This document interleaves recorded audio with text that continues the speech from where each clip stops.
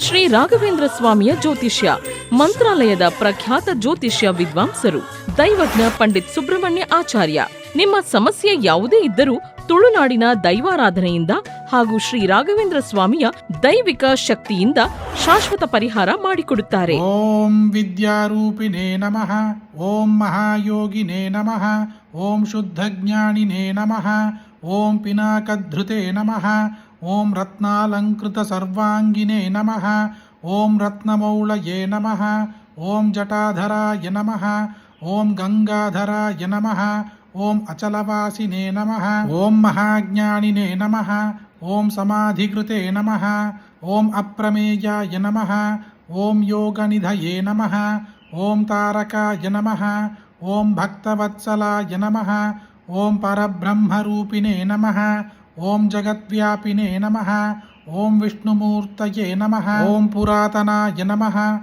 ಓಂ ಉಕ್ಷವಾಹಾಯ ನಮಃ, ಓಂ ಚರ್ಮವಾಸಸೇ ನಮಃ, ಓಂ ಪೀತಾಂಬರ ವಿಭೂಷಣಾಯ ನಮಃ, ಓಂ ಮೋಕ್ಷದಾಯಿನೇ ನಮಃ, ಓಂ ಮೋಕ್ಷನಿಧಯೇ ನಮಃ, ಓಂ ಅಂಧಕಾರಯೇ ನಮಃ, ಓಂ ಜಗತ್ಪತಯೇ ನಮಃ, ಓಂ ವಿದ್ಯಾಧಾರಿನೇ ನಮಃ, ಓಂ ಶುಕ್ಲತನವೇ ನಮಃ, ಓಂ ವಿದ್ಯಾದಾಯಿನೇ ನಮಃ, ಓಂ ಗಣಾಧಿರೂಪಾಯ ನಮಃ, ಓಂ ಪ್ರೌಢಾಭಸ್ಮೃತಿ ಸಂಹತ್ರೇ ನಮಃ, ಓಂ ಶಶಿಮೌಳಯೇ ನಮಃ, ಓಂ ಮಹಾಸ್ವನಾಯ ನಮಃ, ಓಂ ಸಾಮಪ್ರಿಯಾಯ ನಮಃ, ಓಂ ಅವ್ಯಯಾಯ ನಮಃ, ಓಂ ಸಾಧವೇ ನಮಃ, ಓಂ ಸರ್ವವೇದೈರಲಂಕೃತಾಯ ನಮಃ, ಓಂ ಹಸ್ತೆ ವನ್ನಿಧರಾಯ ನಮಃ, ಓಂ ಶ್ರೀಮತೆ ಮೃಗಧಾರಿಣೇ ನಮಃ, ಓಂ ವಶಂಕರಾಯ ನಮಃ, ಓಂ ಯಜ್ಞನಾಥಾಯ ನಮಃ, ಓಂ ಕ್ರತುಧ್ವಂಸಿನೇ ನಮಃ, ಓಂ ಯಜ್ಞಭೋಕ್ತ್ರೇ ನಮಃ, ಓಂ ಯಮಾಂಧಕಾಯ ನಮಃ, ಓಂ ಭಕ್ತಾನುಗ್ರಹಮೂರ್ತಯೇ ನಮಃ, ಓಂ ಭಕ್ತಸೇವ್ಯಾಯ ನಮಃ,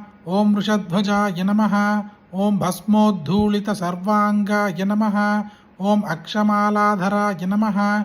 ಓಂ ಮಹತೆ ನಮಃ, ಓಂ ತ್ರಯೀಮೂರ್ತಯೇ ನಮಃ, ಓಂ ಪರಬ್ರಹ್ಮಣೇ ನಮಃ, ಓಂ ನಾಗರಾಜೈರಲಂಕೃತಾಯ ನಮಃ, ಓಂ ಶಾಂತರೂಪಾಯ ಮಹಾಜ್ಞಾನಿನೇ ನಮಃ, ಓಂ ಸರ್ವಲೋಕವಿಭೂಷಣಾಯ ನಮಃ, ಓಂ ಅರ್ಧನಾರೀಶ್ವರಾಯ ನಮಃ, ಓಂ ದೇವಾಯ ನಮಃ, ಓಂ ಮುನಿಸೇವ್ಯಾಯ ನಮಃ, ಓಂ ಸುರೋತ್ತಮಾಯ ನಮಃ, ಓಂ ವ್ಯಾಖ್ಯಾನದೇವಾಯ ನಮಃ, ಓಂ ಭಗವತೆ ನಮಃ, ಓಂ ರವಿಚಂದ್ರಾಗ್ನಿಲೋಚನಾಯ ನಮಃ, ಓಂ ಜಗದ್ಗುರವೇ ನಮಃ, ಓಂ ಮಹಾದೇವಾಯ ನಮಃ, ಓಂ ಮಹಾನಂದಪರಾಯಣಾಯ ನಮಃ, ಓಂ ಜಟಾಧಾರಿಣೇ ನಮಃ, ಓಂ ಮಹಾಯೋಗಿನೇ ನಮಃ, ಓಂ ಜ್ಞಾನಮಾಲೈರಲಂಕೃತಾಯ ನಮಃ, ಓಂ ವ್ಯೋಮಗಂಗಾಜಲಸ್ತನಾಯ ನಮಃ, ಓಂ ವಿಶುದ್ಧಾಯ ನಮಃ, ಓಂ ಯತಯೇ ನಮಃ, ಓಂ ಊರ್ಜಿತಾಯ ನಮಃ, ಓಂ ತತ್ವಮೂರ್ತಯೇ ನಮಃ, ಓಂ ಮಹಾಯೋಗಿನೇ ನಮಃ, ಓಂ ಮಹಾಸಾರಸ್ವತಪ್ರದಾಯ ನಮಃ,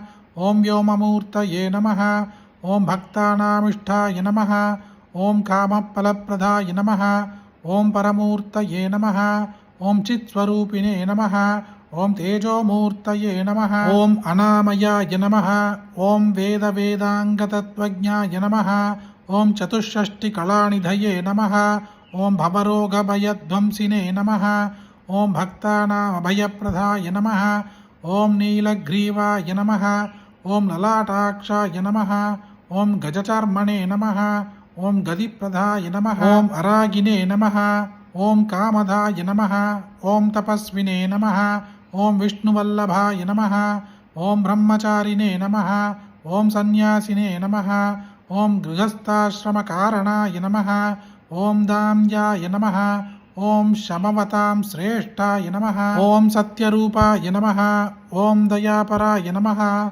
ಓಂ ಯೋಗಪಟ್ಟಾಭಿರಾಮಾಯ ನಮಃ, ಓಂ ವೀಣಾಧಾರಿಣೇ ನಮಃ, ಓಂ ವಿಚೇತನಾಯ ನಮಃ, ಓಂ ಮತಿಪ್ರಜ್ಞಾಸುಧಾಧಾರಿಣೇ ನಮಃ, ಓಂ ಮುದ್ರಾಪುಸ್ತಕಧಾರಣಾಯ ನಮಃ, ಓಂ ವೇದಾಳಾದಿಪಿಶಾಚೌಕ ರಾಕ್ಷಸೌಕ ವಿನಾಶನಾಯ ನಮಃ, ಓಂ ರೋಗಾಣಾಂ ವಿನಿಹಂತ್ರೇ ನಮಃ, ಓಂ ಸುರೇಶ್ವರಾಯ ನಮಃ. ಇತಿ ಶ್ರೀ ದಕ್ಷಿಣಾಮೂರ್ತಿ ಅಷ್ಟೋತ್ತರ-ಶತನಾಮಾವಳಿ ಸ್ತೋತ್ರಂ ಸಂಪೂರ್ಣಂ. ಪೂರ್ವಜನ್ಮ ಪುಣ್ಯ ಇದ್ರೆ ಮಾತ್ರ ಈ ದಕ್ಷಿಣಾಮೂರ್ತಿ ಮಂತ್ರ ಕೇಳೋ ಭಾಗ್ಯ ಸಿಗುತ್ತದೆ. ಅಷ್ಟೊಂದು ಅದ್ಭುತವಾದ ಈ ಸ್ತೋತ್ರವನ್ನು ನೀವೊಬ್ಬರೇ ಕೇಳಿದರೆ ಸಾಕ. ನಿಮಗೆ ಗೊತ್ತಿರುವ ಎಲ್ಲರಿಗೂ ಶೇರ್ ಮಾಡಿ, ಈ ವಿಡಿಯೋಗೆ ಲೈಕ್ ಮಾಡಿ. ಮತ್ತೊಂದು ವಿಡಿಯೋದಲ್ಲಿ ಸಿಗೋಣ.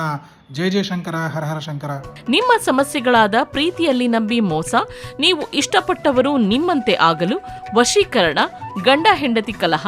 ಗಂಡ ಹೆಂಡತಿಯ ಅನೈತಿಕ ಸಂಬಂಧ ಬಿಡಿಸಲು, ಅತ್ತೆ ಸೊಸೆ ಕಲಹ, ವ್ಯಾಪಾರ, ವ್ಯವಹಾರ, ಹಣಕಾಸು, ಮದುವೆ, ಸಂತಾನ, ಶತ್ರುಕಾಟ, ಇನ್ನು ಮುಂತಾದ ಸಮಸ್ಯೆಗಳಿಗೆ ಬಲಿಷ್ಠ ಪೂಜಾ ಶಕ್ತಿಯಿಂದ ಶಾಶ್ವತ ಪರಿಹಾರ ಮಾಡಿಕೊಡುತ್ತಾರೆ.